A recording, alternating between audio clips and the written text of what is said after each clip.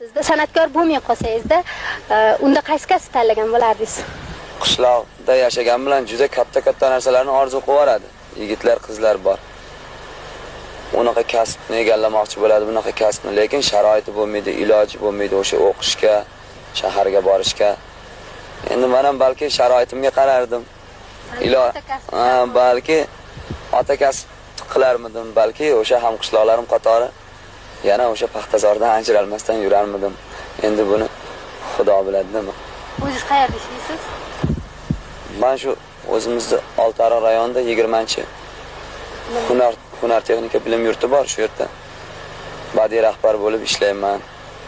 Bu yerda ham juda ko'p talantlar bor, yoshlar bor.